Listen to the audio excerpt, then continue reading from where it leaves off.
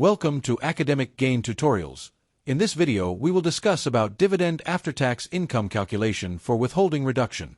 When you invest in dividend-paying assets, the amount you receive is not always the amount you actually keep.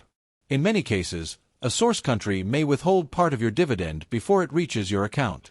However, if a lower treaty rate or exemption is available, your withholding tax may be reduced, which can improve your net dividend income. That is why understanding withholding reduction is so important for investors who want to keep more of their money. First, start with the gross dividend. This is the full dividend amount declared before any taxes are taken out.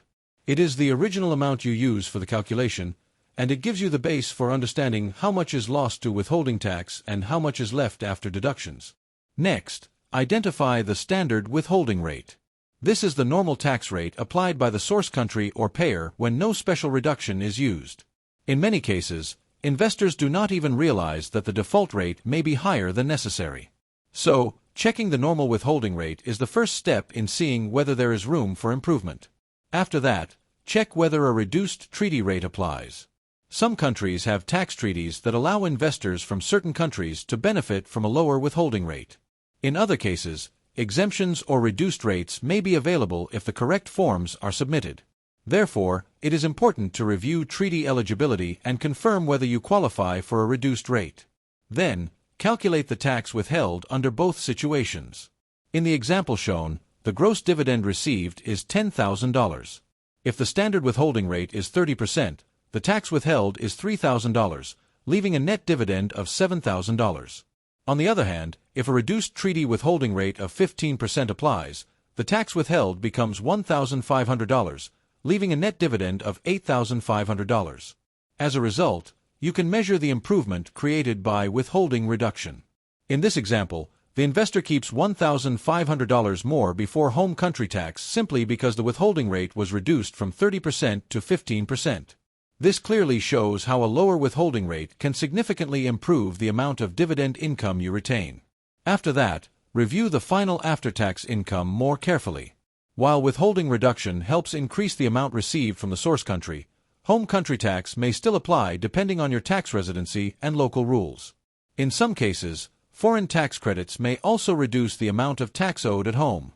So, the lower withholding rate is only one part of the full after-tax income calculation, but it is still a very valuable advantage. Moreover, there are a few smart habits that can help investors benefit from withholding reduction more effectively. You should check treaty eligibility carefully, submit required tax forms on time, keep dividend and tax documents organized, and review your broker statements to make sure the correct rate was actually applied.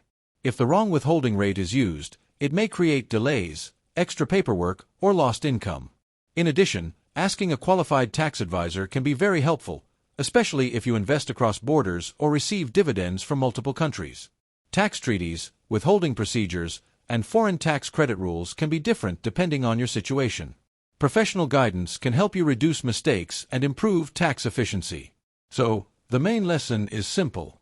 Withholding reduction can increase the amount of dividend income you keep, and even a small change in the withholding rate can make a noticeable difference over time. By starting with the gross dividend, checking the standard rate, confirming the reduced treaty rate, comparing the net dividend in both cases, and then reviewing the final after-tax result, you can make much smarter investment decisions. This video is for educational purposes only.